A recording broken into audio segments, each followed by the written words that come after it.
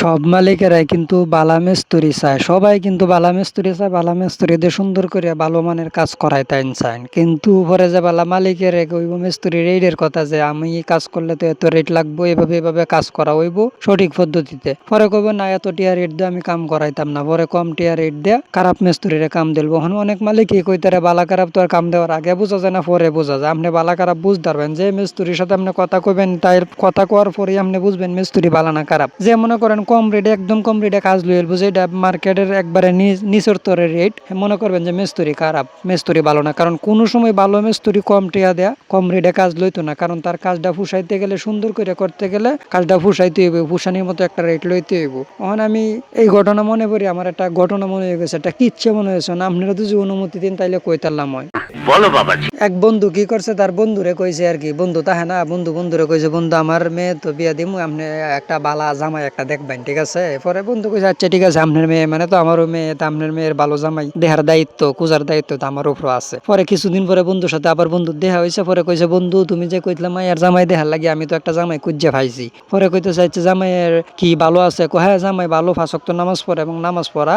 পড়ায় মানে হ্যাঁ আমার যে জামাইটা দেখছি এটা মসজিদের ইমাম সাহেব, মসজিদে নামাজ পড়ায়, খুবই ভালো, এলাকার মধ্যে বড় একজন আলেম, মানসম্মত একজন আলেম, এবং 5 ওয়াক্ত নামাজ পড়ে এবং পড়ায়, মানুষের ইসলামের দিকে ডাক দেয়, মানুষের ইসলামের দাওয়াত। পরে কইতে চাইছে এগুলা বাদ দেও বন্ধু, কও যে আগে জামাই যেটা দেখছো এটার বেতন কত? পরে বেতন 8,000। রাখো দূর পড়া, আমি তোমার কইছি বালা জামাই দেখতো, তুমি এটা কি জামাই দেখছো? পরে অপর বন্ধু কইতেছে এর থেকে বালা জামাই আমি আর কই ভাইয়াম, যে ইমাম সাহেব আলেম, মানুষের ইসলামের পথে ডাহে, এর থেকে বালা জামাই কি তোমার চোখে আরো আছে কিনা?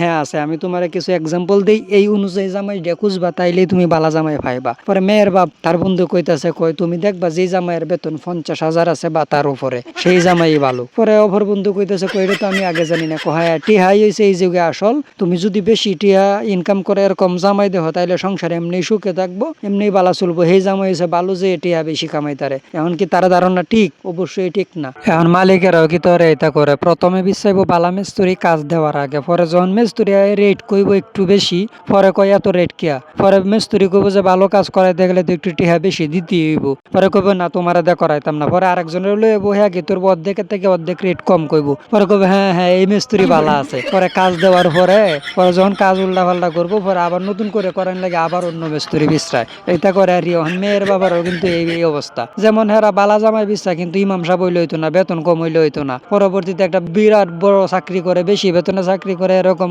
জামাইয়ের কাছে মেয়ে বিয়ে দেয়, দিলে পরে চরিত্র ভালো হয় না। পরে যদি কোনো কারণে ঘুরি আয়রন লাগে, আল্লাহ না করুক, পরে বালা জামাই বিশ্বাস, টিহা বিশ্বাস না। তেল লাগে কিন্তু আগের কাজ আগেই করতে হইব, কাজ দেওয়ার আগে করানোর আগে অবশ্যই চিন্তা ভাবনা করে বালা মিস্ত্রিরে দিতে হইব, তাইলে সে আপনার কাজ ভালো হইতো। এখন আপনি যদি চান রেট কম দিয়ে বালা মিস্ত্রি দিয়ে কাজ করাবেন, তাইলে তো হইতো না। আপনি চিনি যেরম দিবেন, মিষ্টি তো এরম হইব।